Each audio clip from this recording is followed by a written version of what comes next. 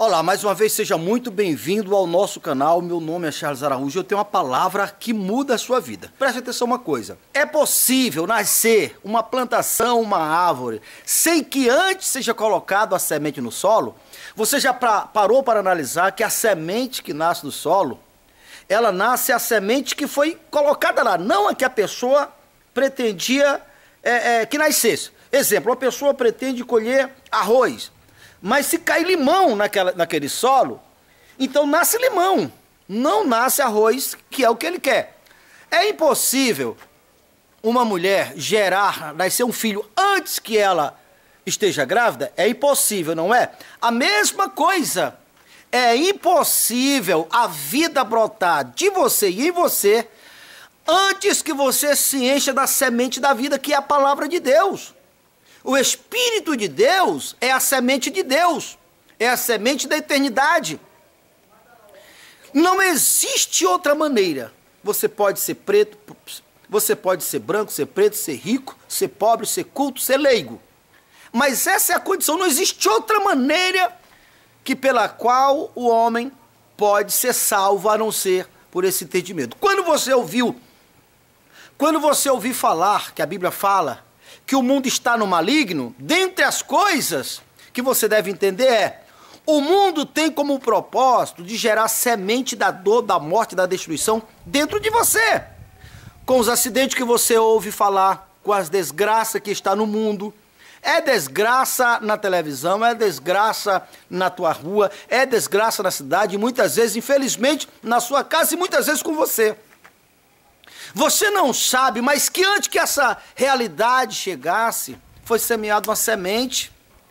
Então, da mesma maneira, você só vai conseguir vencer toda a força do mal depois que você entender pela palavra e deixar a palavra da fé, a palavra da vida ser gerado dentro de você. Porque esta é a vontade de Deus. Olha o Senhor Jesus dizendo, eu só vim para que tenha vida e vida com abundância. Então não deixe de assistir esse vídeo até o final, não deixe de clicar naquele sininho para que para que você possa receber em primeira mão nossos vídeos, que nós compartilhe também os nossos vídeos para que nós possamos crescer junto na fé. Veja só, eu vou estar falando sobre a lei do Espírito. Ali em Romanos capítulo 8, verso 1 diz assim, nenhuma condenação há para os que estão em Cristo Jesus. Pronto, nenhuma condenação há. O que seria essa condenação? Todas as desgraças, todas as dores que geram morte, destruição, a miséria, é proveniente da maldição do pecado. Quem está em Cristo está livre desta maldição. Olha a continuação de Romanos. Porque a lei do Espírito de vida vos libertou da lei do pecado e da morte. Perceba que há uma neutralidade do processo da morte. Para que você possa entender, entenda o seguinte, e coloque isso na tua cabeça, nós estamos falando da lei do Espírito. Quando uma pessoa ela é julgada pela lei do Espírito, pela lei de Deus, pela lei da vida, ela é absolvida da penalidade dos seus pecados, da maldição da lei, da maldição do pecado. A morte é interrompida. Olha Jesus falando isso também lá em Salmo 91. Porque as tuas verdades são escudo e bloqueio. Então vamos entender isso aqui. Eu vou te levar lá para o livro de Jó. Perceba isso aqui. Primeiramente, você vê ali no livro de Jó, depois que fala que Jó era um homem próspero, era um homem íntegro, era um homem sério, um homem verdadeiro que se desviava do mal. Então começa a chamar a atenção ali quando veio um dia em que os filhos de Deus vieram se apresentar ao Senhor. E quem faltou? Jó faltou. Então, Jó faltou, mas o acusador, Satanás, ele veio.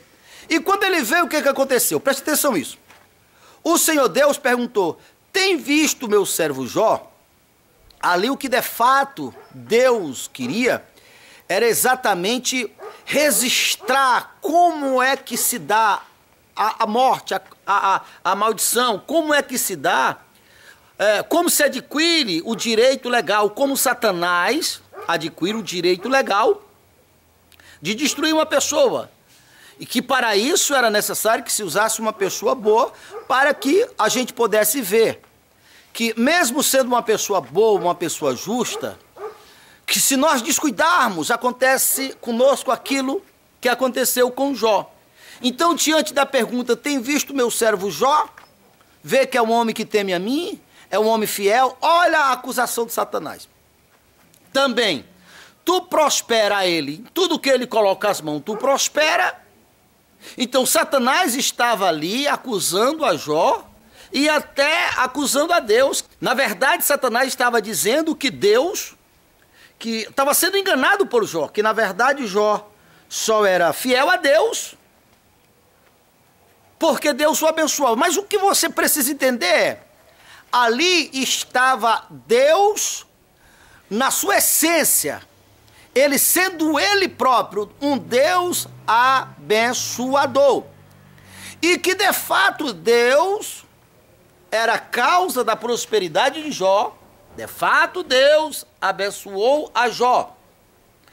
Isto porque até então Jó estava sendo julgado pela lei da vida, pela lei de Deus.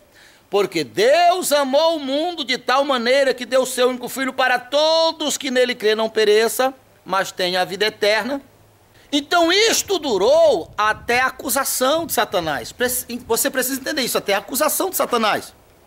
Uma vez que Satanás veio e acusou a Jó, e Jó não estava presente para se defender, Jó passou a ser julgado pela lei da morte, pela lei da maldição. Porque, perceba, de onde vem Satanás? De rodear o mundo. O mundo está em quem? No maligno. O diabo é o príncipe das trevas. Quem é julgado por ele, quem é julgado por essa lei, não adianta ser íntegro, não adianta ser honesto, não adianta ser fiel, porque vai sofrer. Foi o que aconteceu com Jó. Então, Deus estava abençoando a Jó, até que Satanás acusou. Jó não se apresentou para derrubar a acusação, então não tinha outro jeito. O que é que Deus disse? Então, Satanás, ele está nas tuas mãos. Não é que Deus estava entregando de uma forma desonesta, de uma forma para testar a Jó, entregando seu filhinho na mão do ser mais desonesto, mais perverso, não. É porque Deus é obrigado a reconhecer direito. Satanás estava no seu direito em acusar a Jó, porque ele é o acusador. E todo homem que pecou desde Adão se tornou maldito, se tornou devedor a Satanás, se tornou pecador. Como pecador, todos se tornaram filhos de Satanás. É só ler primeira carta de João, capítulo 3, verso 8. Todos que pecam pertencem ao diabo. Então, Satanás, ao perceber que Jó estava sendo abençoado, ele veio para acusar e Deus aproveitou para deixar registrado para que nós pudéssemos abrir nossos olhos. Então veio Satanás, acusou a Jó. Jó não apareceu para derrubar. Antes da acusação, Jó foi regido pela lei do Espírito, pela lei da vida. Deus estava mostrando a sua bondade, o seu amor.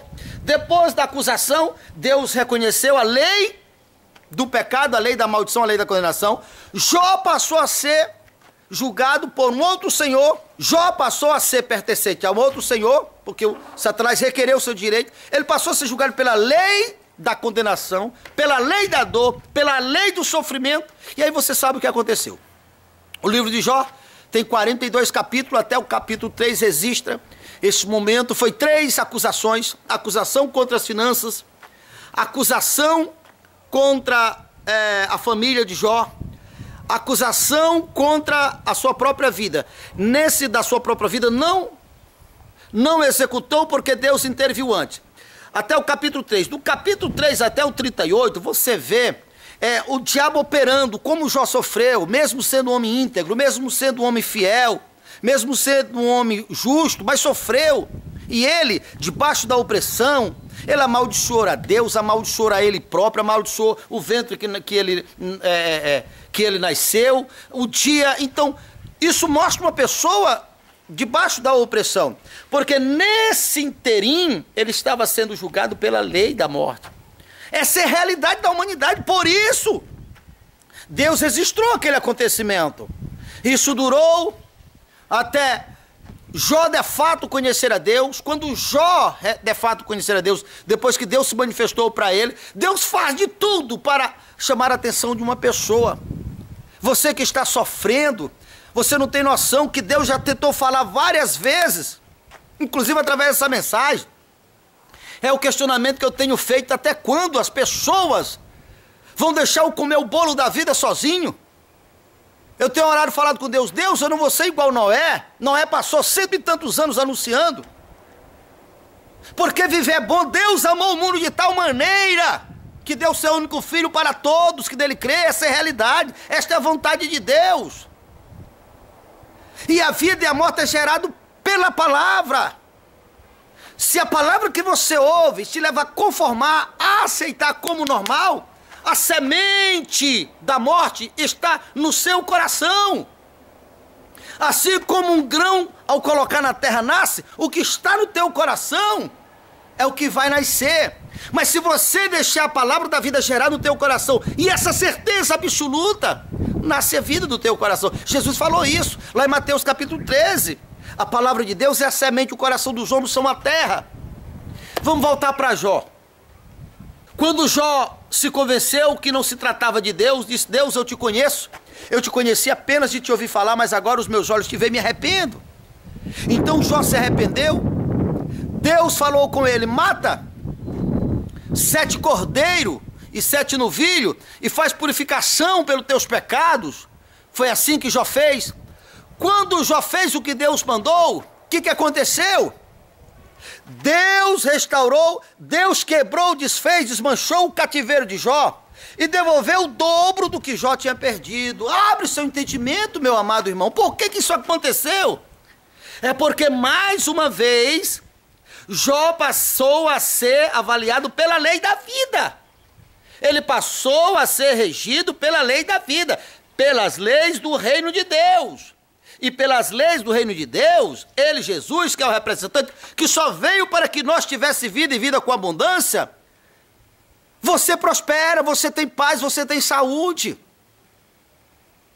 Aqueles cordeiros apontam para Jesus. Preste atenção. Antes Deus o abençoava. Isso durou até aparecer o acusador. O acusador veio e acusou. Deus, que é obrigado a reconhecer direito, ele está nas tuas mãos. Por quê? Porque Jó não derrubou, não desfez a acusação. Até em nossos dias, em nosso mundo, em nosso sistema, desonesto como ele é, se alguém o acusar uma outra pessoa e for levar aquela causa em tribunal, em juízo, se no dia do julgamento o acusado faltar, automaticamente ele vai ser tido como culpado. Por quê? Porque faltou defesa. Então preste atenção. Deus o abençoou a Jó porque Deus ama abençoar o seu povo. Deus ama prosperar o seu povo. Até que veio a acusação, veio o acusador.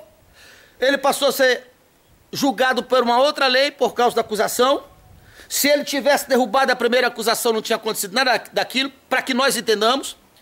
Por isso que João disse: filhinho, quando pecar, lembra que tem um advogado no céu.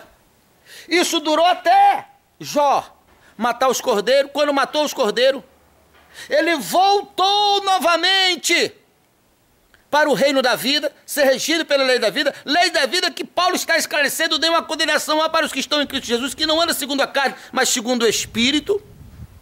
Porque a lei do Espírito de vida vos libertou da lei do pecado e da morte. Que isso aconteceu em Jó. Mataram os cordeiros, levando a culpa de Jó. Jó voltou a ser regido pela lei da vida. E o que aconteceu? Deus devolveu o dobro. Não está mais do que claro? Deus devolveu o dobro. Por quê? Porque uma vez que ele pagou a culpa dele através da morte dos cordeiros, que aponta para Jesus, derrubou a acusação de Satanás. Agora Deus podia novamente, agora era legal Deus voltar a abençoar a Jó. A mesma coisa com você, a mesma coisa comigo, a mesma coisa conosco. Este mundo está no maligno. Há pregações, há acontecimentos, há desastre, há miséria. Tudo isso tem um propósito de formar uma ideia no teu entendimento. Uma ideia que é a si mesmo. Uma ideia que sofrer é normal. Uma ideia que ter escassez, sofrer escassez é normal. Essa ideia, isso prevalece até você ser gerado pelo Espírito da vida. Não é normal coisíssima nenhuma. Porque toda maldição é proveniente do pecado. Jesus já morreu com o pecado que era meu. Estou livre do pecado. Nenhuma maldição há, nenhuma condenação há. Eu estou livre. Quem está em Jesus está livre. Tem que crer. Agora veja só. Assim como Jó, literalmente, tem visto o meu servo Jó? Ele esteve aquele período no mundo, aonde o imperador do mundo, o governador era Satanás. Ante a acusação ele estava regido pela lei de Deus.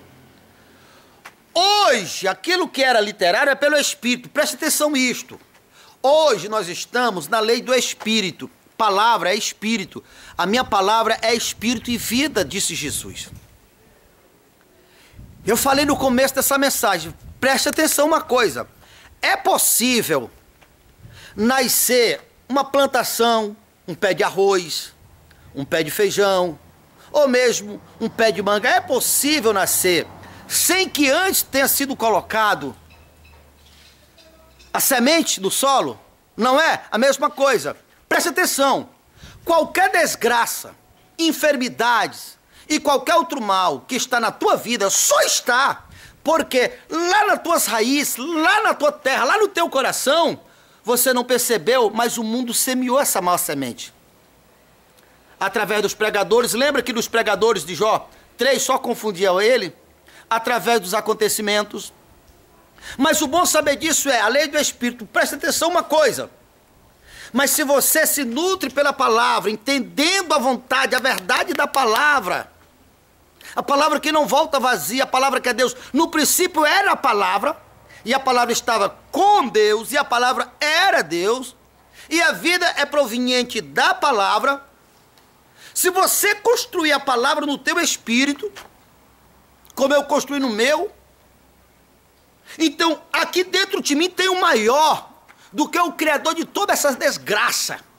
Eu sou regido pela lei do Espírito que está em mim. A lei do Espírito que está em mim. O Espírito que está em mim é de lá que vem vida ou morte. E o Espírito é formado pela palavra. Qual é o teu conceito de fé? Qual é o teu conceito de andar com Deus? Cadê Deus da tua vida? Porque Deus está na palavra. Hebreus diz, no passado Deus falou de várias maneiras, de muitas formas, mas hoje fala através do Filho, que é a palavra, o qual constitui herdeiro de todas as coisas. E ele só veio para que você tivesse vida e vida com abundância. Ele, a palavra, é a luz dos homens. E o verbo se fez carne. Quando você crê na palavra, o verbo que é você, a palavra fará em você, através de você, uma pessoa tão forte como o próprio Jesus. Porque essa é a ideia de Deus, nós estamos nele. A lei do Espírito de vida vos libertou da lei do pecado e da morte. A vida e a maldição, a vida e a morte vem do Espírito. Qual é o conceito que você tem? Então, analise tudo isso que eu estou falando para você. Isso não é religião. Agora vá pensar que essa fezinha cheia de mimimi, essa coisinha vulnerável, você acha que isso vai trazer resultado para você? Não traz para você nem para ninguém. Você tem que se encher dessa certeza, dessa palavra. Se o Espírito da palavra estiver em você, se começar a surgir um câncer em você, olha o Senhor Jesus falando: se o valente guardar armado a casa, e segurança estão todos no interior da casa. Quem está dentro de você vai partir para cima desse câncer, porque ele conhece todas as células do teu corpo. Se você estiver morando dentro de uma casa, eu duvido se você deixa uma cobra se criar dentro da sua casa, a não ser se você não tiver juízo. Você deixaria uma cobra se criar dentro da sua casa, uma cobra peçonhenta? Você não deixava, não é verdade? Então vamos imaginar, a Bíblia diz que nós somos templo e morada do Espírito Santo. Você já parou para analisar o que de fato a palavra de Deus está dizendo? Que a glória da segunda casa é maior do que a glória da primeira? Você já leu a história quando Salomão fez o templo para o Senhor?